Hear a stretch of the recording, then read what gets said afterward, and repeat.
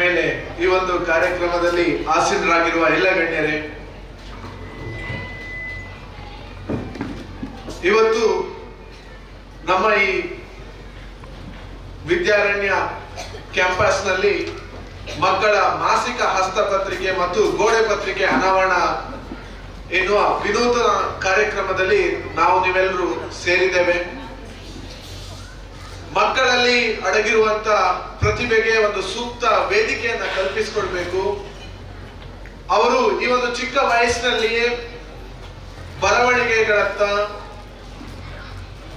ಲೇಖನಗಳತ್ತ ವಾಲ್ಬೇಕು ಅನ್ನೋ ಉದ್ದೇಶದಿಂದ ಈ ಒಂದು ಕಾರ್ಯಕ್ರಮವನ್ನ ಹಮ್ಮಿಕೊಂಡಿದ್ದೇವೆ. ಈ ಕಾರ್ಯಕ್ರಮಕ್ಕೆ ಇಬ್ಬರು ವ್ಯಕ್ತಿಗಳನ್ನ ನಾವು ಮುಖ್ಯ ಅತಿಥಿಗಳಾಗಿ ಕರೆದಿದ್ದೇವೆ.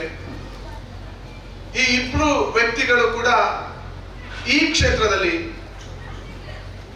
ಅದು ಲೇಖಕರಾಗಿರ್ಬೋದು ಅಥವಾ ಭಾಷಣಕಾರರಾಗಿರ್ಬೋದು ಅಥವಾ ಸಂಪನ್ಮೂಲ ವ್ಯಕ್ತಿಗಳಾಗಿರ್ಬೋದು, ಈ ಒಂದು ಕ್ಷೇತ್ರದಲ್ಲಿ ಅಪಾರವಾದ ಜ್ಞಾನವನ್ನ ಹೊಂದಿರುವವರು ಮತ್ತು ಶ್ರೇಷ್ಠ ಸಾಧನೆಯನ್ನ ಮಾಡಿರುವ ವ್ಯಕ್ತಿಗಳು ನಮ್ಮವರೇ ಕೂಡ ಹೌದು. ಅವರನ್ನ ಈ ಒಂದು ಕಾರ್ಯಕ್ರಮದ ವೇದಿಕೆಯಲ್ಲಿ ನಿಮ್ಮ ಮುಂದೆ ಇವತ್ತು ಕೂರಿಸಿದ್ದೇವೆ ಅಂತ ಹೇಳಿದ್ರೆ ನಿಮ್ಗೆಲ್ರಿಗೂ ಇನ್ಸ್ಪೈರ್ ಆಗಬೇಕು, ನೀವು ಅವರಿಂದ ಪ್ರಭಾವಿತರಾಗಬೇಕು ಅನ್ನೋ ಉದ್ದೇಶದಿಂದ ಇವತ್ತು ನಮ್ಮ ಮುಂದೆ ಅವರು ಇದ್ದಾರೆ, ಉಪಸ್ಥಿತರಿದ್ದಾರೆ. ಪ್ರೊಫೆಸರ್ ಎಂ ಬಾಲಕೃಷ್ಣ ಶೆಟ್ಟಿ ಅವರು. ಬಾಲಕೃಷ್ಣ ಶೆಟ್ಟಿ ಅವರ ಪರಿಚಯ ಮಾಡೋ ಅಗತ್ಯ ಇಲ್ಲ, ಇದೇ ಊರಿನವರವರು. ಶಿಕ್ಷಕರಾಗಿ ಹಂತ ಹಂತವಾಗಿ ಆ ಹುದ್ದೆಯಲ್ಲಿ ಪದೋನ್ನತಿಯನ್ನ ಗಳಿಸುತ್ತಾ ಪ್ರಾಂಶುಪಾಲರಾಗಿ, ಅದೇ ರೀತಿ ಒಂದು ಕಾಲೇಜಿನ ಆಡಳಿತ ಅಧಿಕಾರಿಯಾಗಿ ಸೇವೆಯನ್ನ ಸಲ್ಲಿಸಿ ಈಗ ವಯೋನಿವೃತ್ತಿಯನ್ನ ಪಡೆದವರು. ಒಳ್ಳೆ ಭಾಷಣಕಾರರು, ಶ್ರೇಷ್ಠ ವಾಗ್ಮಿ ಅಂತ ಹೇಳ್ಬೋದು. ಕುಂದಾಪುರ ಕನ್ನಡದ ಕಂಪನ್ನ ಸಪ್ತ ಸಾಗರದ ಆಚೆ ಕೂಡ ಪಸರಿಸಿದವರು. ದುಬೈ, ಅಬುದಾಬಿ ಹೀಗೆ ವಿದೇಶದಲ್ಲಿ ನಿಂತು ನಮ್ಮ ಒಂದು ಕಲೆಯನ್ನ, ಸಂಸ್ಕೃತಿಯನ್ನ ಇಡೀ ವಿಶ್ವಕ್ಕೆ ಪಸರಿಸಿದ ವ್ಯಕ್ತಿ ಅಂತ ಹೇಳಿದ್ರೆ ತಪ್ಪಾಗ್ಲಿಕ್ಕಿಲ್ಲ. ಅದೇ ರೀತಿ ಕಿನ್ನಿಗೋಳಿಯ ರೋಟರಿ ಶಾಲೆಯ ಸಂಚಾಲಕರಾಗಿ ಕಾರ್ಯವನ್ನು ನಿರ್ವಹಿಸಿದವರು, ಮಂಗಳೂರು ಯೂನಿವರ್ಸಿಟಿಯ ಸಿಂಡಿಕೇಟ್ ಸದಸ್ಯರಾದವರು. ಹೀಗೆ ಹೇಳ್ತಾ ಹೋದ್ರೆ ಸಮಯನೇ ಸಾಕಾಗ್ಲಿಕ್ಕಿಲ್ಲ. ಅಂತ ವ್ಯಕ್ತಿ ಇವತ್ತು ನಮ್ಮ ಈ ಕಾರ್ಯಕ್ರಮದಲ್ಲಿ ಮುಖ್ಯ ಅತಿಥಿಗಳಾಗಿ ಆಗಮಿಸಿದ್ದಾರೆ. ಅವರಿಗೆ ಸುಜ್ಞಾನ್ ಎಜುಕೇಶನ್ ಟ್ರಸ್ಟ್ ನ ಪರವಾಗಿ, ನನ್ನೆಲ್ಲ ಪ್ರೀತಿಯ ಮುದ್ದು ಮಕ್ಕಳ ಪರವಾಗಿ ಕಾರ್ಯಕ್ರಮಕ್ಕೆ ಪ್ರೀತಿಪೂರ್ವಕ ಸ್ವಾಗತವನ್ನ ಕೋರ್ತಾ ಇದ್ದೇನೆ. ನಮ್ಮ ಅಧ್ಯಕ್ಷರು ಅವರಿಗೆ ಪುಷ್ಪಗುಚ್ಛ ನೀಡಿ ಸ್ವಾಗತಿಸಬೇಕು ಅಂತ ಕೇಳಿಕೊಳ್ತಾ ಇದ್ದೇನೆ.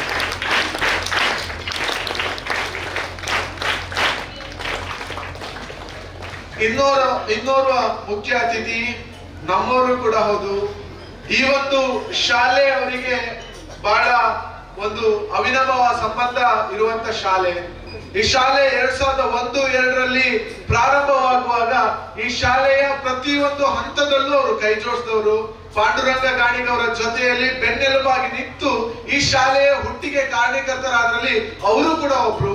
ಸೊ ಹಾಗಾಗಿ ನಿಮ್ಮೆಲ್ಲರ ಜೋರಾದ ಚಪ್ಪಾಳೆ ಅವ್ರಿಗೆ ಬರಬೇಕು ಅಂತ ಕೇಳಿಕೊಳ್ತಾ, ಅವರು ಕೂಡ ಒಂದು ಒಳ್ಳೆ ಸಂಪನ್ಮೂಲ ವ್ಯಕ್ತಿ, ಲೇಖಕರಾಗಿ ಪುಸ್ತಕಗಳನ್ನ ಪ್ರಕಟಿಸಿದ್ದಾರೆ. ತಮ್ಮ ವಿದ್ಯಾಭ್ಯಾಸದ ವಯಸ್ಸಿನಲ್ಲೇ ಮಂಗಳೂರು ಯೂನಿವರ್ಸಿಟಿಗೆ 2nd ರ್ಯಾಂಕ್ ಅನ್ನ ಪಡೆದ ಒಬ್ಬ ಪ್ರತಿಭಾನ್ವಿತ ವ್ಯಕ್ತಿ ಅವರು. ಮಂಗಳೂರು ಯೂನಿವರ್ಸಿಟಿಯ ಸಿಂಡಿಕೇಟ್ ಸದಸ್ಯರಾಗಿ, ಬೋರ್ಡ್ ಆಫ್ ಸ್ಟಡೀಸ್ ನ ಸದಸ್ಯರಾಗಿ, ಶಿಕ್ಷಣ ಕ್ಷೇತ್ರದಲ್ಲಿ ಹಂತ ಹಂತವಾಗಿ ವಿವಿಧ ಹುದ್ದೆಯನ್ನ ಅಲಂಕರಿಸಿದ ವ್ಯಕ್ತಿ. ಅವರಿವತ್ತು ನಮ್ಮ ಈ ಕಾರ್ಯಕ್ರಮಕ್ಕೆ ಆಗಮಿಸಿ ನಿಮ್ಮನ್ನೆಲ್ಲ ಉದ್ದೇಶಿಸಿ ಮಾತನಾಡಿ ನಿಮ್ಗೊಂದು ಪ್ರೇರಕ ಶಕ್ತಿ ಆಗ್ಲಿಕ್ಕಿದ್ದಾರೆ. ಸರ್, ತಮಗಿದು ಪ್ರೀತಿಪೂರ್ವಕ ಸ್ವಾಗತ.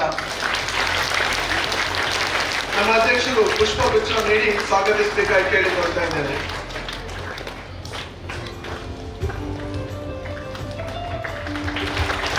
ಅದೇ ರೀತಿ ನಮ್ಮ ವೇದಿಕೆಯ ಮೇಲೆ ಈ ಒಂದು ಕಾರ್ಯಕ್ರಮದ ಅಧ್ಯಕ್ಷತೆಯನ್ನು ವಹಿಸಿ ಆಸೀನರಾಗಿದ್ದಾರೆ ನಮ್ಮ ನಿಮ್ಮೆಲ್ಲರ ಪ್ರೀತಿಯ ಡಾಕ್ಟರ್ ರಮೇಶ್ ಶೆಟ್ಟಿ ಸರ್ ಅವರು. ಸುಜ್ಞಾನ್ ಎಜುಕೇಶನ್ ಟ್ರಸ್ಟ್ ನ ಅಧ್ಯಕ್ಷರಾಗಿ ಈ ಎಲ್ಲ ಕಾರ್ಯಕ್ರಮಗಳ ಹಿಂದೆ ಬೆನ್ನೆಲುಬಾಗಿ ನಿಂತು ನಮ್ಮ ವಿದ್ಯಾರ್ಥಿಗಳಿಗೆ ಪ್ರತಿಯೊಂದು ಹಂತದಲ್ಲೂ ಕೂಡ ಅವರಿಗೆ ಅಗತ್ಯವಿರುವಂತ ಕಾರ್ಯಕ್ರಮಗಳು ನಡೀಬೇಕು, ಅವರ ಒಂದು ಪ್ರತಿಭೆಗೆ ಸೂಕ್ತ ವೇದಿಕೆಯನ್ನು ಕಲ್ಪಿಸಿಕೊಡ್ಬೇಕು ಅಂತ ಹೇಳಿ ಸದಾ ಕನಸನ್ನ ಕಾಣ್ತಾ ಇರುವವರು. ನನ್ನೆಲ್ಲ ಪ್ರೀತಿಯ ವಿದ್ಯಾರ್ಥಿ ಮಿತ್ರರ ಪರವಾಗಿ ತಮಗಿದು ಪ್ರೀತಿಯ ಸ್ವಾಗತ ಸರ್.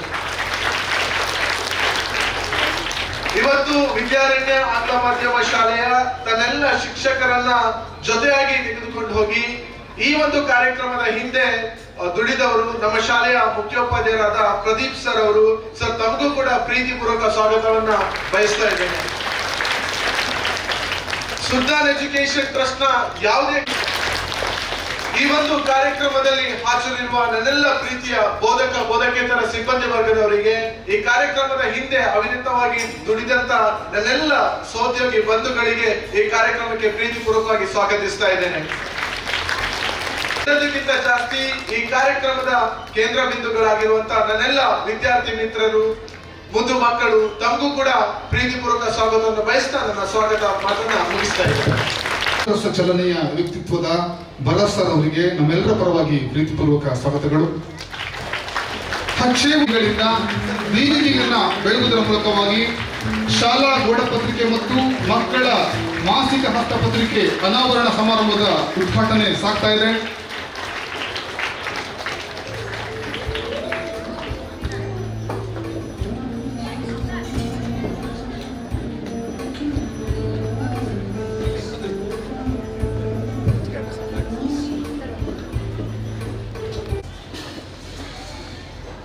ಕಾರ್ಯಕ್ರಮ ದೀಪವನ್ನ ಬೆಳಗುವುದರ ಮೂಲಕ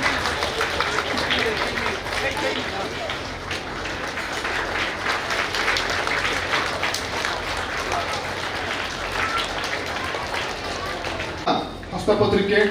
ಈ ಒಂದು ಹಸ್ತಪತ್ರಿಕೆಯಲ್ಲಿ ಮಕ್ಕಳೇ ರಚಿಸಿದಂತಹ ಕವನಗಳು, ಕಥೆಗಳು, ಚಿತ್ರಗಳು ಹಾಗೂ ಒಂದಿಷ್ಟು ಅಂಕಣಗಳು ಸೇರಿವೆ. ಮಕ್ಕಳಲ್ಲಿ ಅಡಗಿರುವಂತಹ ಸೂಕ್ತವಾಗಿರುವಂತಹ ಪ್ರತಿಭೆಯನ್ನ ಹಸ್ತಪತ್ರಿಕೆ ಪ್ರತಿ ತಿಂಗಳು ನಮ್ಮ ಅಕ್ಷರ ಅರಮನೆಯಲ್ಲಿ ಬಿಡುಗಡೆಗೊಳ್ಳಲಿದೆ. 9ನೇ ತರಗತಿಯ ನಿವೇದಿತ ಬಾದಾಮಿಯ ಕುರಿತು ಒಂದಿಷ್ಟು ವಿಚಾರಗಳನ್ನು ಹೇಳುವುದಾದ್ರೆ, ಇವಳ ಅಮ್ಮ ಕೂಡ ಈಗಾಗಲೇ ಅವರ ನನ್ನೊಳಗಿನ ನಾನು ಎನ್ನುವಂತಹ ಕವನ ಸಂಕಲನ ಕೂಡ ಬಿಡುಗಡೆಗೊಂಡಿದೆ. ಅವರಿಗೆ ಇವತ್ತು ಅವರ ಮಗಳು ನಮ್ಮ ಶಾಲೆಯ ಹೆಮ್ಮೆಯ ವಿದ್ಯಾರ್ಥಿನಿ ನಿವೇದಿತ ಬಾದಾಮಿ.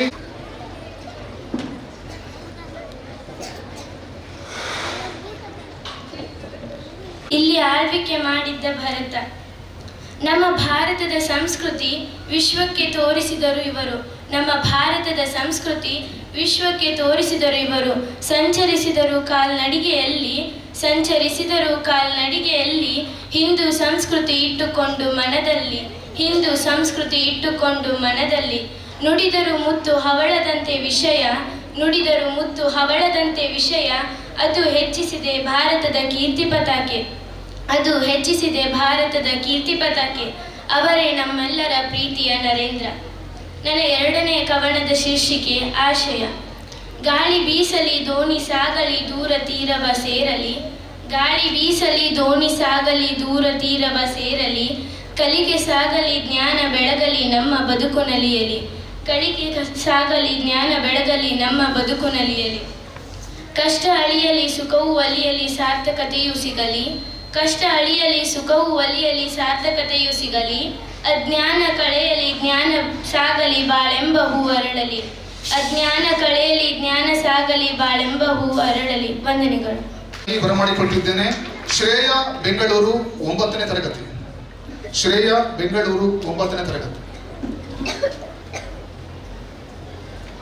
ಎಲ್ಲರಿಗೆ ನಾನು 9ನೇ ತರಗತಿಯಲ್ಲಿ ಓದುತ್ತಿದ್ದೇನೆ. ನನ್ನ ಕಾವ್ಯದ ಶೀರ್ಷಿಕೆ ಅಮ್ಮ. ಅಮ್ಮ ನೀ ಪ್ರೀತಿಯ ಕಣ್ಣು, ಜೀವ ನೀಡಿದ ಕಣ್ಣು. ಅಮ್ಮ ನೀ ಪ್ರೀತಿಯ ಕಣ್ಣು, ಜೀವ ನೀಡಿದ ಕಣ್ಣು. ಪ್ರಾಣಕ್ಕೆ ಪ್ರಾಣ ನೀಡುವ ಕಣ್ಣು, ಕಣ್ಣಿನ ದೇವತೆ ಯಾರು?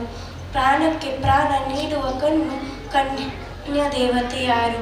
ಜೀವ ನೀಡಿದ ಕಣ್ಣು ಯಾರು? ಅಮ್ಮ. ಅಮ್ಮ ನೀನೆ ನನ್ನ ಪ್ರೀತಿಯ ದೇವತೆ. ಜೀವ ನೀಡಿದ ಕಣ್ಣು ಯಾರು? ಅಮ್ಮ. ಅಮ್ಮ ನೀನೆ ನನ್ನ ಪ್ರೀತಿಯ ದೇವತೆ. ಧನ್ಯವಾದಗಳು. ಮುಂದಿನ ಕಾವ್ಯವಚನಕ್ಕಾಗಿ ಬರಮಾಡಿಕೊಳ್ತಿದ್ದೇನೆ. ಸುಮತಿ ಅಂಬರೀಶ್ ಶೆಟ್ಟಿ 8ನೇ ತರಗತಿ. ನನ್ನ ಹೆಸರು ಸುಮತಿ. ನಾನು 8ನೇ ತರಗತಿಯಲ್ಲಿ ಓದುತ್ತಿದ್ದೇನೆ. ನನ್ನ ಕವನದ ಶೀರ್ಷಿಕೆ ಪರಿಸರ ಕಾಳಜಿ. ಬನ್ನಿರನ್ನ ಪರಿಸರ ಉಳಿಸೋಣ, ಬನ್ನಿರನ್ನ ಪರಿಸರ ಉಳಿಸೋಣ.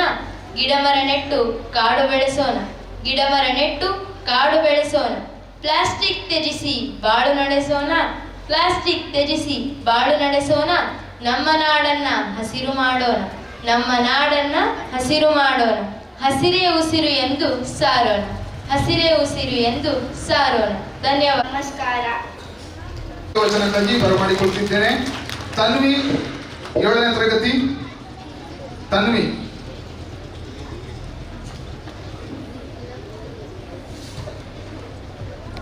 ನನ್ನ ಕವನದ ಶೀರ್ಷಕಿ ಅಪ್ಪ ಅಮ್ಮ. ಗಿಡಕ್ಕೆ ಹೂ ಚಂದ, ಹೆಣ್ಣಿಗೆ ಅಲಂಕಾರ ಚಂದ. ಗಿಡಕ್ಕೆ ಹೂ ಚಂದ, ಹೆಣ್ಣಿಗೆ ಅಲಂಕಾರ ಚಂದ. ನನಗೆ ನನ್ನ ಅಪ್ಪ ಅಮ್ಮ ಚಂದ, ನನಗೆ ನನ್ನ ಅಪ್ಪ ಅಮ್ಮ ಚಂದ. ಧನ್ಯವಾದಗಳು. ಎಲ್ಲರಿಗೂ ನಮಸ್ಕಾರ.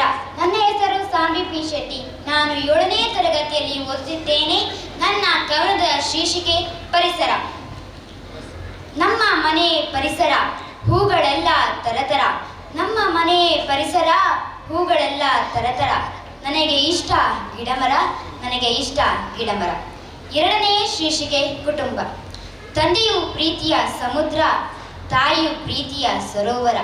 ತಂದೆಯು ಪ್ರೀತಿಯ ಸಮುದ್ರ, ತಾಯಿಯು ಪ್ರೀತಿಯ ಸರೋವರ. ಕುಟುಂಬದ ಪ್ರೀತಿ ಸಾವಿರ, ಕುಟುಂಬದ ಪ್ರೀತಿ ಸಾವಿರ. ವಂದನೆಗಳು. ಊಟದಲ್ಲಿ ವಂದನೆಗಳು. ನಮ್ಮ ಇಂದಿನ ಕಾರ್ಯಕ್ರಮದ ಮೇಲೆ ಬೆಳಕು ಚೆಲ್ಲುವ ಮಾತುಗಳಿಗಾಗಿ ಶಿಕ್ಷಣ ಕ್ಷೇತ್ರದ ಜ್ಞಾನ ದೀಪಿಗೆಯಂತೆ ಸಾಕಷ್ಟು ಕಷ್ಟ ಇಲ್ಲ, ಎಲ್ಲವನ್ನು ಪದ್ಯ ಬರೋ. ಬಂದೆ ನಾನು ಕಟೀಲಿನಿಂದ, ನೋಡಿ ಬಂದೆ ಬಂದನವನು ಮಂಗಳೂರಿನಿಂದ ಬೆಂಗಳೂರಿಗೆ. ಪದ್ಯ ಬಿಡುತ್ತೆ. ಈ ಪದ್ಯ ಮಾಡಲಿಕ್ಕೆ ಕಷ್ಟವೇ ಇಲ್ಲ. ಈ ಪದ್ಯಕ್ಕೂ ಗದ್ಯಕ್ಕೂ ವ್ಯತ್ಯಾಸ ಏನಂತ ಕೇಳಿದ್ರೆ, ನಾವು ನಡ್ಕೊಂಡು ಹೋದ್ರೆ ಯಾರಾದ್ರೂ ನಮ್ಮನ್ನು ನೋಡ್ತಾರ? ಆದ್ರೆ ನಾವು ಹೀಗೆ ಕುಣ್ಕೊಳ್ತಾ ಹೋದ್ರೆ ಎಲ್ಲರೂ ನಮ್ಮನ್ನು ನೋಡ್ತಾರೆ. ಗದ್ಯ ಅಂದ್ರೆ ನಾವು ನಡ್ಕೊಂಡು ಹೋದಾಗೆ, ಪದ್ಯ ಅಂದ್ರೆ ನಾವು ಕುಣ್ಕೊಂಡು ಹೋದಾಗೆ. ಹಾಗಾಗಿ ಪದ್ಯ ಬರೆಯುವಾಗ ಬಹಳ ಕಷ್ಟ, ಗದ್ಯ ಬರೀಲಿಕ್ಕೆ ಸುಲಭ. ಒಂದು ಶಬ್ದವು ಆಚೆ ಈಚೆ ಮಾಡ್ಲಿಕ್ಕೂ ಇಲ್ಲ ಪದ್ಯದಲ್ಲಿ. ಈಗ ಜನಗಣ ಮನ ಅಧಿನಾಯಕ ಘನ ಜನ ಮಾಡಿದ್ರೆ ಆ ಪದ್ಯದ ಸ್ವಾರಸ್ಯ ಕೆಟ್ಟೋಗ್ಬಿಡುತ್ತೆ. ಆದ್ರೆ ಗದ್ಯ ಬರೆಯುವಾಗ ಆ ಸಮಸ್ಯೆ ಬರುವುದಿಲ್ಲ. ನನಗೆ ಬಹಳ ಖುಷಿಯಾದದ್ದು ಈ ಭಿತ್ತಿ ಪತ್ರದಲ್ಲಿ ಬಂದಿರ್ತಕ್ಕಂಥ ಕೆಲವು ಕಥೆಗಳು. ನಾನೆಲ್ಲ ಓದ್ಲಿಕ್ಕೆ ನಂಗೆ ಪುರ್ಸೋತ್ ಸಿಗ್ಲಿಲ್ಲ. ನಮ್ಮ ಶ್ರೇಯಾ ಎಂ ಶೆಟ್ಟಿ ಒಂದು ಚಿನ್ನದ ಕಥೆಯನ್ನು ಬರೆದ, ಕಪ್ಪೆ ಕಥೆ. ನಿಮ್ಮ ವಯಸ್ಸಿನಲ್ಲಿ ನಾವು ಪ್ರಾಣಿಗಳ ಕಥೆಯನ್ನೇ ಬರೆಯುವುದು. ಪಂಚತಂತ್ರದ ಎಲ್ಲ ದುರ್ಗಶಿವನ ಪಂಚತಂತ್ರಗಳೆಲ್ಲವೂ ಸಹಿತ ಪ್ರಾಣಿಯ ಕಥೆ. ಆ ಕತೆ ಬರೆಯುವುದಕ್ಕೆ ನಾವು ಪ್ರಸ್ತುತರಾಗಿರ್ಬೇಕು, ಎಲ್ಲ ನಮ್ಗೆ ಗೊತ್ತಿರ್ಬೇಕು. ಆ ಪಂಚತಂತ್ರದ ಒಂದು ಸಣ್ಣ ಕತೆ ಹೇಳಿದ ಕತೆ ಮುಂದುವರಿಸ್ತೇನೆ. ಯಾರು ಜೋಕ್ ಹೇಳ್ತೀರಿ ಅಂತ ಮೊದಲಿಗೆ ಕೇಳಿದಾಗ ಕೈ ಎತ್ತಿದ್ದು ಮಂಗ. ಮಂಗನನ್ನು ನೋಡಿದ್ರೆ ನಗು ಬರ್ಬೇಕು. ಮಂಗನ ನೀವು ನೋಡಿದಿರಲ್ಲ, ಮಂಕಿ. ಆ ಮಂಗನ ಜೋಕು ಸಹಿತ ಅಷ್ಟು ಚಂದ ಇತ್ತು, ಬ್ಯೂಟಿಫುಲ್ ಜೋಕ್. ಇಡೀ ಸಭೆ ಒಳ್ಳೆಂತ ನಕ್ಕಿತ್ತು. ಆದ್ರೆ ದುರದೃಷ್ಟವಶಾತ್ ಮುಂದೆ ಕೂತಂತ ಆಮೆ ಮಾತ್ರ ನಗಾಡ್ಲೇ ಇಲ್ಲ. ಆಮೆ ನಗಾಡ್ದಿದ್ದಾಗ ಸಿಂಹ ಬಿಡ್ತದ? ಒಂದು ಪ್ರಾಣಿ ನಗಾಡದಿದ್ರು ಪೆಟ್ಟು ಬೀಳ್ತದೆ ಅಂತ ಗೊತ್ತಿತ್ತಲ್ಲ. ಆ ಸಿಂಹ ಆ ಮಂಗನಿಗೆ 2 ಪೆಟ್ಟು ಕೊಟ್ಟಿತ್ತು. ಯಾಕೆ? ಆಮೆ ನಗಾಡ್ಲಿಲ್ಲಲ್ಲ. ಆಮೇಲೆ ಯಾಕೆ ಜೋಕ್ ಹೇಳ್ತೀರಿ ಅಂತ ಕೇಳಿದಾಗ, ಆನೆ ಸೊಂಡಿಲಿ ಎತ್ಕೊಂಡು ನಾನು ಹೇಳ್ಬಹುದೇ ಅಂತ ಕೇಳಿದಾಗ ಮಹಾರಾಜರೇ, ಯಾಕಂದ್ರೆ ಕಾಡಿನ ಪ್ರಾಣಿಗಳ ಮಹಾರಾಜ ಯಾರು? ಸಿಂಹ. ನಾನು ಹೇಳ್ಬೋದು ಅಂತ ಕೇಳಿದಾಗ, ಹೇಳಿಯಪ್ಪ ಹೇಳಿ ಅಂತ ಆನೆ ಸ್ಟೇಜಿಗೆ ಬಂದು ಅಷ್ಟೇ ಚಂದದ ಜೋಕ್ ಹೇಳಿತ್ತು. ಮಂಗನಿಗಿಂತಲೂ ಚೆನ್ನಾಗಿತ್ತು ಆನೆಯ ಜೋಕ್. ಆದ್ರೆ ದುರದೃಷ್ಟವಶಾತ್ ಆವಾಗಲೂ ಸಹಿತ ಆಮೆ ನಗಾಡ್ಲೇ ಇಲ್ಲ. ಆನೆ ಆದ್ರೂ ಬಿಡ್ತದ ಸಿಂಹ? ಆನೆಗೆ ಎಟ್ಟೋದ್ರ ಬೆನ್ನಿಗೆ ಬಿಡಿಗೆ ಹೊಡಿ ಯಾರು? ಸಿಂಹ. ಆನೆಯೂ ಹೋಗಿ ಪೆಟ್ಟು ತಿಂದುಕೊಂಡು ಅಲ್ಲಿ ಹೋಗಿ ಕೂತ್ಕೊಂಡಿತ್ತು. ಇನ್ನು 3ನೇ ಸರದಿ ಯಾರದು ಅಂತ ಕೇಳಿದಾಗ ಒಂಟೆ ಗುಸ್ಕು ಗುಸ್ಕು ಅಂತ ಸ್ಟೇಜಿಗೆ ಬರ್ತಾ ಇತ್ತು. ಈ ಆಮೆ ಬಿದ್ದು ಬಿದ್ದು ನಗಾಡ್ತಿತ್ತು. ಇನ್ನು ಜೋಕೆ ಪ್ರಾರಂಭ ಆಗಿಲ್ಲ, ಈ ಆಮೆ ಜೋರಾಗಿ ನಗಾಡ್ತಿತ್ತು. ಆಗ ಸಿಂಹಕ್ಕೆ ಸಿಟ್ಟು ಬಂತು. ಆಮೆ ಇನ್ನು ಜೋಕ್ ಪ್ರಾರಂಭ ಆಗಿಲ್ಲ, ನೀನ್ ಯಾಕೆ ನಗ್ತಾ ಇದ್ದಿ ಅಂತ ಕೇಳಿದಾಗ ಆಮೆ ಹೇಳ್ತದೆ, ಆಗ ಮಂಗ ಹೇಳಿದ ಜೋಕು ಬಹಳ ಚಂದ ಇದ್ದಿತ್ತು ಅಂತ. ಯಾಕಂದ್ರೆ ಮಂಗ ಹೇಳಿದ ಜೋಕು ಅರ್ಥ ಆದದ್ದು ಯಾವಾಗಂತ ಈ ಆಮೆಗೆ ಅದು ಅವ್ರು ಎರಡು ಪೆಟ್ಟು ತಿಂದ್ಕೊಂಡು ಹೋದ ಮೇಲೆ ಆಮೇಲೆ ಆ ಜೋಕ್ ಅರ್ಥ ಆದ. ಹಾಗೆ ನಿಮ್ಗೆ ಪ್ರಸ್ತುತವಾಗಿ ಅರ್ಥ ಆಗದೆ ಹೋದರೆ ಯಾವುದೇ ಆಗಲಿ, ನಿಮ್ಮ ಅಪ್ಪ ಪೆಟ್ಟು ತಿಂತಾರೆ, ನಿಮ್ಮ ಅಮ್ಮ ಪೆಟ್ಟು ತಿಂತಾಳೆ, ನಿಮ್ಮ ಶಾಲೆಯ ಮೇಷ್ಟ್ರು ಪೆಟ್ಟು ತಿಂತಾರೆ, ಎಲ್ಲರೂ ಪೆಟ್ಟು ತಿಂತಾರೆ. ಹಾಗಾಗಿ ನೀವು ಪ್ರಸ್ತುತರಾಗಿರಬೇಕು. SLC ಮಕ್ಕಳಿದ್ದಾರೆ, ನಿಮ್ಗೆ ಒಂದು ಎಚ್ಚರಿಕೆಯ ಮಾತು, 4 ಸಿಗಳನ್ನು ಮಾತ್ರ ಬಿಡ್ಲೇಬೇಕು. ಇವತ್ತೇ ನಿರ್ಣಯ ಮಾಡಿ 4 ಸಿಗಳನ್ನು ಬಿಡದೆ ಹೋದ್ರೆ ನಿಮ್ಗೆ ಕವನ ಬರೀಲಿಕ್ಕೆ ಆಗುದಿಲ್ಲ, ಆಟ ಆಡ್ಲಿಕ್ಕೆ ಆಗುದಿಲ್ಲ, ಡ್ಯಾನ್ಸ್ ಮಾಡ್ಲಿಕ್ಕೆ ಆಗುದಿಲ್ಲ. ಈ 4 ಸಿಗಳು ಯಾವುದು ಕೇಳಿದ್ರೆ, 1ನೇ ಸಿ ನಿಮ್ಮ ಸೆಲ್ ಫೋನ್. ನಿಮ್ಮಲ್ಲಿ ಫೋನ್ ಇದೆಯಲ್ಲ, ಅದನ್ನು ಬೆಳಗಿಂದ ಸಂಜೆವರೆಗೆ ಹಿಡ್ಕೊಂಡು ಕೂತ್ಕೊಳ್ರಿ ಅಂತಂದ್ರೆ ನಿಮ್ಗೆ ಕವನ ಬರೀಲಿಕ್ಕೂ ಆಗೋದಿಲ್ಲ, ಭಿತ್ತಿಪತ್ರಕ್ಕೆ ಏನಾದ್ರು ನಿಮ್ಮ ಹೆಸರು ಬರ್ಲಿಕ್ಕೆ ಆಗೋದಿಲ್ಲ, ನೀವು ಒಳ್ಳೆ ಮಾರ್ಕು ತೆಗಿಲಿಕ್ಕೆ ಸಾಧ್ಯ ಇಲ್ಲ. 1ನೇ ಸಿಯನ್ನು ಇವತ್ತೇ ನೀವು ಬಿಡಬೇಕು. ಆ 1ನೇ ಸಿ ಯಾವುದು ಕೇಳಿದ್ರೆ ನಿಮ್ಮ ಆಂಡ್ರಾಯ್ಡ್ ಅಥವಾ ನಿಮ್ಮ ಸೆಲ್ ಫೋನ್. 2ನೇ ಸಿ ಯಾವುದು ಕೇಳಿದ್ರೆ ಚಾಟಿಂಗ್. SLC 8th 9th ಹುಡುಗಿಯರು ಹುಡುಗರು ಅನಗತ್ಯವಾಗಿ ಮಾತಾಡೋರು. ಅವ ಹಾಗೆ, ಇವ ಹೀಗೆ, ಆ ಮೇಸ್ಟ್ರ್ ಹಾಗೆ, ಆ ಮೇಸ್ಟ್ರ್ ಹೀಗೆ, ಆ ಟೀಚರ್ ಹಾಗೆ, ಈ ಟೀಚರ್ ಹಾಗೆ. ಆ ಚಾಟಿಂಗ್ ಮಾತ್ರ ಮಾಡಬೇಡಿ. ಮಾಡಿದರೆ ನಿಮ್ಮ ತಲೆಯಲ್ಲಿ ಅದರಲ್ಲೇ ಬಿಟ್ಕೊಂಡಿರುತ್ತೆ, ನಿಮ್ಗೆ ಯಾವ ಸಾಧನೆ ಮಾಡೋದಕ್ಕೆ ಸಾಧ್ಯ ಇಲ್ಲ. ಆದ್ರಿಂದ ಚಾಟಿಂಗ್ 2ನೇ ಸಿ. 1ನೇದು ಸೆಲ್ ಫೋನು, 2ನೇದು ಚಾಟಿಂಗ್. 3ನೇದು ಕ್ರಿಕೆಟ್. 5 ದಿನ ಮ್ಯಾಚ್ ಆಗ್ತದೆ, ಒಂದಿನ ಒನ್ ಡೇ ಮ್ಯಾಚ್ ಆಗ್ತದೆ, ಒಂದಿನ 2020 ಮ್ಯಾಚ್ ಆಗ್ತದೆ, 1000 ಕ್ರಿಕೆಟ್ ಮ್ಯಾಚ್ ಆಗ್ತಾ ಇರ್ತದೆ. ಯಾರು ಗೆದ್ರೂ ನಮ್ಗೆ ಲಾಭ ಇಲ್ಲ, ಯಾರು ಸೋತ್ರೂ ಲಾಭ ಇಲ್ಲ. ಆದ್ರೆ 3ನೇ ಸಿ ಅನ್ನೋದು ಚಾಟಿಂಗ್. ಅದನ್ನು ಇವತ್ತೇ ನೀವು ಕ್ರಿಕೆಟ್ ಅನ್ನು ನೋಡುವ ಆಸಕ್ತಿ ಇದ್ರೆ ಬಿಟ್ಟು ಬಿಡಿ. ನಿಮ್ಮ ಓದಿಗೆ ಬಹಳಷ್ಟು ಕಂಟಕಪ್ರಾಯವಾಗ್ತಕ್ಕಂಥದ್ದು ಯಾವುದು ಕೇಳಿದ್ರೆ ಅದು ಕ್ರಿಕೆಟ್. 3ನೇ ಸಿ ಯಾವುದು ಕೇಳಿದ್ರೆ ಸಿನಿಮಾ. ಈ ಸೀರಿಯಲ್ ಎಲ್ಲ ಬರ್ತದಲ್ಲ, ಅದನ್ನು ನೀವು ದಿನಾನಿತ್ಯ ನೋಡ್ತಾ ಇದ್ರೆ ಅದನ್ನು ಕುತೂಹಲಕಾರಿಯಾದ ಘಟ್ಟದಲ್ಲಿ ನಿಲ್ಲಿಸಿಬಿಡ್ತಾರೆ. ನಾಳೆ ಎಂತ ಆಯ್ತು ಅಂತ ನಿಮ್ಗದು ಬಹಳ ಆಕರ್ಷಣೆ ಆಗಿರುತ್ತೆ, ನೀವು ಅದು ನೋಡ್ತೀರಿ. ಹಾಗಾದ್ರೆ SLC 9th ಮಕ್ಕಳು ಇದನ್ನು ಗಮನಿಸಿ. ಇವರಿಗೆ ಚಿಕ್ಕ ಮಕ್ಕಳಿಗೆ ಇದೆಲ್ಲ ಅರ್ಥ ಆಗ್ಲಿಕ್ಕಿಲ್ಲ. SLC ಇರುವವರು 8th 9th 10th ಮಕ್ಕಳು ನೀವು ಇದನ್ನು ಗಮನದಲ್ಲಿ ಇಟ್ಕೊಳ್ಬೇಕು. ಯಾಕಂದ್ರೆ ಈ 4 ಸಿಗಳನ್ನು ನೀವು ಬಿಡದೆ ಹೋದ್ರೆ ನಿಮ್ಗೆ ಉತ್ತಮ ಅಂಕ ಬರೋದಕ್ಕೆ ಸಾಧ್ಯ ಇಲ್ಲ. ಈ ಪ್ರಪಂಚದಲ್ಲಿ ಯಾರು ದಡ್ಡರಿಲ್ಲ, ಯಾರು ಸಹಿತ ದಡ್ಡ ಅಂತ ಹುಟ್ಲೇ ಇಲ್ಲ ಯಾರು. ನಾವೇ ನಮ್ಮನ್ನು ದಡ್ಡರನ್ನಾಗಿ ಮಾಡ್ಕೊಳ್ಳೋದು. ಆಯ್ತಾ? ನೀವು ನೋಡಿ, ಈಗ ಒಂದು ಸಣ್ಣ ಉದಾಹರಣೆ ಕೊಡ್ತೇನೆ. ನಾನು ಬರ್ಕೊಂಡು ಬಂದಿದ್ದೇನೆ ಈ ಸರಿ ಒಂದು ಕಸ್ತೂರಿಯಲ್ಲಿ ಬಂದಂತ ಒಂದು ಘಟನೆ. ಅದರಲ್ಲಿ ಎಡ್ವರ್ಡ್ ಟೆಂಪಲ್ ಅಂತಕ್ಕಂಥ ಒಬ್ಬ ವ್ಯಕ್ತಿ ಮಕ್ಕಳನ್ನು ಬಹಳ ಮುದ್ದಾಗಿ ಪ್ರೀತಿ, ಆ ಮಗುವಿಗೆ ಪ್ರಾಕ್ಟೀಸ್ ಕೊಟ್ಟು ಆ ಮಗುವಿಗೆ 13 ವರ್ಷ ಆಗಿರುವ ಅವಳು ನಂಬರ್ 1 ಇದಾಗ್ಬಿಡ್ತಾಳೆ. ನಂಬರ್ 1 ಓಟಗಾರ್ತಿ ಆಗ್ತಾಳೆ, ಕ್ರೀಡಾಪಟು ಆಗ್ತಾಳೆ. ಒಲಿಂಪಿಕ್ಸ್ ಆಗಿತ್ತು, ನಮ್ಮದಷ್ಟು ಪಂಕ ಬಂದಿತ್ತು, ನೀವು ಪೇಪರ್ ಓದಿದ್ದೀರಿ. ಆ ಒಂದು ರೋಮಿನಲ್ಲಿ ಅವಳ ಸಾಧನೆ ಏನಂತ ಕೇಳಿದ್ರೆ 2 ಚಿನ್ನ. 100 ಮೀಟರ್ ಓಟದಲ್ಲೂ ಅವಳಿಗೆ ಚಿನ್ನ ಬಂತು. ಅವಳು ಕಾಲೆಲ್ಲ ನೋಡಿ, ಕಾಲು ಎಷ್ಟು ಅವಳಿಗೆ ಅದಮ್ಯವಾದಂತಹ ಉತ್ಸಾಹ ಇತ್ತು ಅನ್ನೋದು. ಹೆಣ್ಣುಮಗಳು 3 ಚಿನ್ನ ಪಡೆದಿದ್ರೆ ಅದು ವಿಲ್ಮಾ ರಡಾಲ್ಫಿಗೆ ಮಾತ್ರ. ರಿಲೇ ಓಟದಲ್ಲಿ 4 ಮಂದಿ ಓಡಬೇಕು. ಕೊನೆಯಲ್ಲಿ ತುಂಬಾ ಚೆನ್ನಾಗಿ ಓಡುವವರನ್ನು 4ನೇ ಕೊನೆ. ಅಚ್ಚೆವು ಕನ್ನಡದ ದೀಪದ ಅಚ್ಚಗನ್ನಡದಲ್ಲಿ ಬಹಳ ಪಾರಿಭಾಷಿಕ ಪದಗಳನ್ನ ಹಾಕೊಂಡು ನಿಮಗೆ ಕೊರೆದ್ರೆ ನಿಮ್ಗೆ ತಲೆ ಒಳಗೆ ಎಷ್ಟು ಹೋಗುತ್ತೋ ಎಷ್ಟು ಹೋಗೋದಿಲ್ಲೋ ಗೊತ್ತಿಲ್ಲ. ಬಹಳ ಪುಟಾಣಿಗಳೆಲ್ಲ ಎದುರು ಸೀಟ್ನಲ್ಲಿ ಕೂತ್ಕೊಂಡಿದ್ದೀರಿ. ಹಾಗಾಗಿ ನಾನು ಹೆಚ್ಚು ಮಾತಾಡೋದಿಲ್ಲ. ಬಾಲಣ್ಣ ಬಹಳ ಚಂದ ಆಗಿ ನಿಮ್ಗೆ ಮನ ಮುಟ್ಟುವ ಹಾಗೆ ಮಾರ್ಮಿಕವಾಗಿ ಮಾತನಾಡಿದ್ದಾರೆ. ಅವ್ರ ಮಾತು ಹೊಟ್ಟದಾಗಿತ್ತು, ಬಹಳ ಚೆನ್ನಾಗಿತ್ತು. ಅವ್ರು ಮಾತಾಡಿದ ಮೇಲೆ ನಾನು ನಿಮಗೆ ಕಥೆಗಳನ್ನ, ದಂತಕಥೆಗಳನ್ನ, ಸಾದೃಶ್ಯಗಳನ್ನೆಲ್ಲ ಹೇಳುವ ಅಗತ್ಯ ಇಲ್ಲ ಅಂತ ನಾನು ಅಂದುಕೊಳ್ತೇನೆ.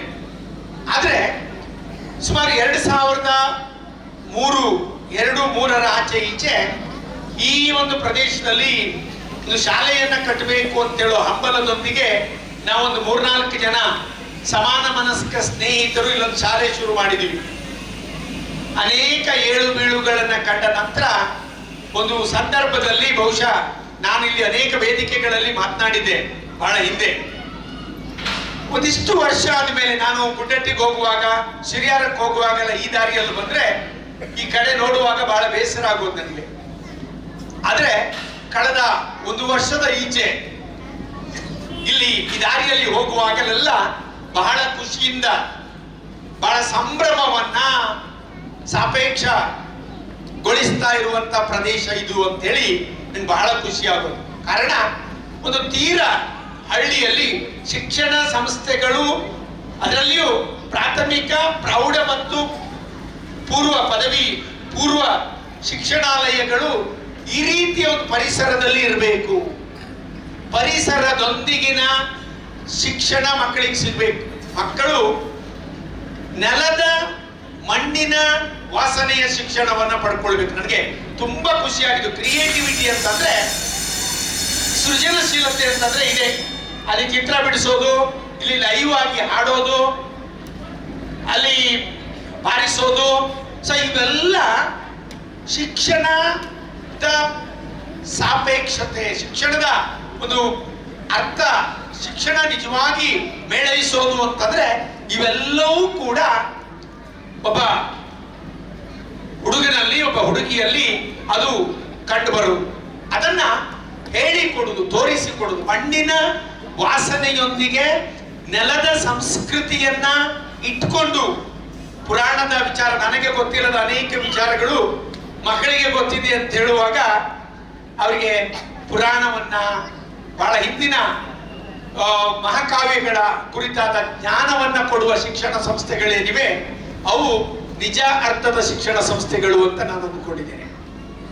ಬಹುಶಃ ಇವತ್ತು ಈ ಲಿಟಲ್ ಸ್ಟಾರ್ ವಿದ್ಯಾರಣ್ಯ ಬಹಳ ಒಳ್ಳೆಯ ಹೆಸರನ್ನು ಇಟ್ಕೊಂಡಿದ್ದಾರೆ. ಚರಿತ್ರೆಯಲ್ಲಿ ಬಹಳ ದೊಡ್ಡ, ನಿಮ್ಗೆಲ್ಲ ಗೊತ್ತು, ವಿಜಯನಗರ ಸಾಮ್ರಾಜ್ಯದ ಸಂಸ್ಥಾಪಕರ ಪ್ರವರ್ತಕರವರು ವಿದ್ಯಾರಣ್ಯರ ಹೆಸರನ್ನ ಇಟ್ಟುಕೊಂಡು ಇಲ್ಲಿ ಸಂಸ್ಥೆಯನ್ನ ಸ್ಥಾಪನೆ ಮಾಡಿದ್ದಾರೆ. ರಮೇಶ್ ಶೆಟ್ರು ನನ್ನ ಮಗನ ಗುರುಗಳು, ನನಗಿಂತ 1 ವರ್ಷ ಸಣ್ಣವರವರು. ಕೊಣಜಿಯಲ್ಲಿ ನಾವಿಬ್ರು ಒಟ್ಟಿಗೆ ಮಾಸ್ಟರ್ಸ್ ಮಾಡಿದವರು. ನನ್ನ ಮಗ ಅವರ ಶಿಷ್ಯ, ಆಳ್ವಾಸ್ನಲ್ಲಿ ಓದಿದ್ರು ನನ್ನ ಮಗ, 2ನೇವ ಅವ್ರದ್ದು ಶಿಷ್ಯ. ಇಲ್ಲಿ ಅಂದ್ರೆ ನನಗೆ ಭಾವನಾತ್ಮಕ ಆದಂತ ಸಂಬಂಧ ಅವರೊಟ್ಟಿಗಿತ್ತು. ಮತ್ತೆ ಅವರ ಕಠಿಣ ಪರಿಶ್ರಮ ಮತ್ತು ಶಿಕ್ಷಣಕ್ಕೆ ಅವರ ಕಮಿಟ್ಮೆಂಟ್, ಬದ್ಧತೆ, ಅವುಗಳು ನನಗೆ ಬಹಳ ಖುಷಿ ಆಗ್ತಾ ಇತ್ತು. ನನಗೆ ಕೆಲಸ ಮಾಡುವವರು ನೋಡಿದ್ರೆ ಬಹಳ ಖುಷಿ. ಶಿಕ್ಷಣ ಕ್ಷೇತ್ರದಲ್ಲಿ ಮಕ್ಕಳನ್ನ ದೃಷ್ಟಿಯಲ್ಲಿ ಇಟ್ಟುಕೊಂಡು ರಾಜ್ಯದ ಬೇರೆ ಬೇರೆ ಕಡೆಯ ಮಕ್ಕಳನ್ನ ತಗೊಂಡು ಬಂದು ಇಲ್ಲಿ ಗುಣಮಟ್ಟದ ಶಿಕ್ಷಣ ಕೊಡದೆ ಇದ್ರೆ ನೀವು ಬರೋದಿಲ್ಲ. ಇದೆಲ್ಲ ಬಾಯಿಯ ಆಡಿನ ಮೂಲಕ ಬರೋದು, ಬೇರೆ ಆಡ್ಗಳು ಬೇಡ. ಬಾಯಿಯಿಂದ ಬಾಯಿಗೆ, ವ್ಯಕ್ತಿಯಿಂದ ವ್ಯಕ್ತಿಗೆ. ಅಲ್ಲಿ ನೋಡಿ ಒಳ್ಳೆ ಶಿಕ್ಷಣ ಕೊಡ್ತಾರೆ. ನನ್ನ ದೊಡ್ಡ ಮಗ ಕಲ್ತಿದ್ದಾನೆ, ಅವನು ಇಂಜಿನಿಯರ್ ಆಗಿದ್ದಾನೋ, ಡಾಕ್ಟರ್ ಆಗಿದ್ದಾನೋ, ಇನ್ನಂತೂ ಆಗಿದ್ದಾನೆ, ಮತ್ತೊಬ್ಬನನ್ನು ಕಳಿಸಿ, ಪಕ್ಕದ ಮನೆಯವನನ್ನು ಕಳಿಸಿ ಅಂತ ಹೇಳಿ ಬಾಯಿಯಿಂದ ಬಾಯಿಗೆ ಆಡ್ಗಳ ಮೂಲಕ ಬರೋದು ಬಹುಶಃ ನಿಜ ಅರ್ಪಣ ಸಂಸ್ಥೆ ಬೆಳೆಯೋದು ಅಂತ ನಾನು ಅಂದುಕೊಂಡಿದ್ದೇನೆ. ಆ ಕೆಲಸವನ್ನ ರಮೇಶ್ ಶೆಟ್ರು, ಭರತ್, ಪ್ರತಾಪ್ ಮತ್ತು ಅವರ ಇಡೀ ತಂಡ, ಮುಖ್ಯೋಪಾಧ್ಯಾಯರು, ಅವರ ಶಿಕ್ಷಕ ವೃಂದ, ಶಿಕ್ಷಕರು ಬಹಳ ಮುಖ್ಯ. ಪ್ರಾಥಮಿಕ ಮತ್ತು ಪ್ರೌಢ ಶಿಕ್ಷಣದ ಸಂದರ್ಭದಲ್ಲಿ ಶಿಕ್ಷಕರ ಪಾತ್ರ ಬಹಳ ಮುಖ್ಯ.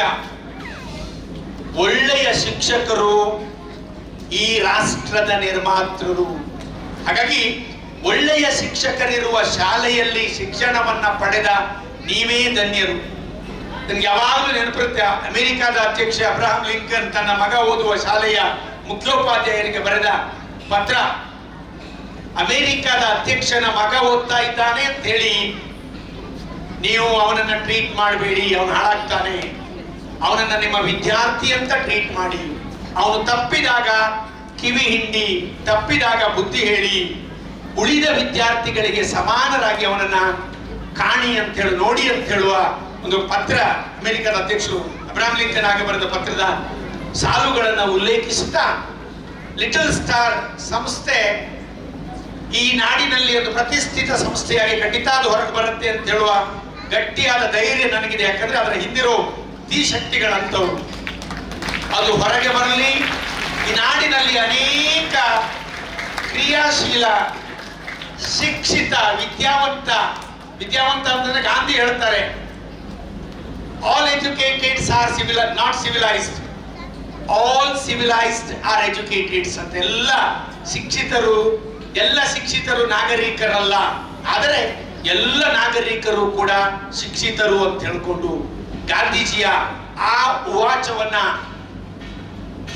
ಸತ್ಯ ಮಾಡುವ ಒಂದು ಶಿಕ್ಷಿತ ವರ್ಗ ಈ ಸಂಸ್ಥೆಯಿಂದ ನಾಗರಿಕ ಪ್ರಪಂಚಕ್ಕೆ, ನಮ್ಮ ದೇಶಗಳ ಭಾವಿ ಭವಿಷ್ಯಕ್ಕೆ ಈ ಸಂಸ್ಥೆ ಕೊಡಮಾಡಲಿ, ಈ ಸಂಸ್ಥೆ ಎತ್ತರಕ್ಕೆ ಬೆಳೆಯಲಿ, ನಿಮ್ಗೆಲ್ಲರಿಗೆ ಒಂದು ಮಾದರಿ ಶಿಕ್ಷಣ ಈ ಸಂಸ್ಥೆಯಿಂದ ದೊರೆಯಲಿ ಅಂತ ಹೇಳ್ತಾ ನನ್ಗೆ ಬಹಳ ಖುಷಿ ಆಯ್ತು. ಇವತ್ತು ನಾನು ನಿಮ್ಮ ಬಹುತೇಕ ಉತ್ತರ ಕರ್ನಾಟಕದ ಮಕ್ಕಳು ಓದುವ ಶಾಲೆಯ ಮಾಸ್ಟರ್, ನಾನು ಪ್ರಾಂಶುಪಾಲನಾಗಿ ಅನೇಕ ವರ್ಷ ನಾನು ಕೆಲಸ ಮಾಡಿದ್ದೇನೆ.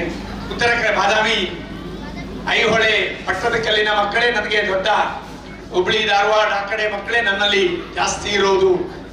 ಅಲ್ಲಿನ ಬಹುತೇಕ ಇಲ್ಲಿಯೂ ಕೂಡ ಹೆಚ್ಚಿನ ಮಕ್ಕಳು ಅಲ್ಲಿನವ್ರು ಇದ್ದೀರಿ. ಒಳ್ಳೆಯ ಶಿಕ್ಷಣ ಕೊಡುತ್ತೆ ಅಂತ ಹೇಳೋ ಕಾರಣಕ್ಕೆ ಇಲ್ಲಿ ಬಂದಿದ್ದೀರಿ. ಒಳ್ಳೆಯ ಶಿಕ್ಷಣವನ್ನು ಪಡೆದುಕೊಳ್ಳಿ.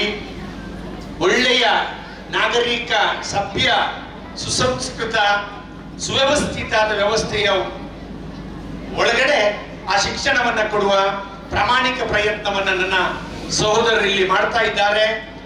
ಅವರ ಕೆಲಸ ಇನ್ನೂ ಹೆಚ್ಚಿನ ಮಟ್ಟದಲ್ಲಿ ಅದು ಇಗ್ನೈಟ್ ಆಗಲಿ, ಇನ್ನೂ ದೊಡ್ಡ ಮಟ್ಟದಲ್ಲಿ ಅದು ಇಗ್ನೈಟ್ ಆಗಿ ಹೊರಹೊಮ್ಮಲಿ. ಬಹಳ ಒಳ್ಳೆಯ ಸುಶಿಕ್ಷಿತ ಸಮಾಜವೊಂದರ ನಿರ್ಮಾಣದ ಅವರ ಕನಸು ನನಸಾಗಲಿ.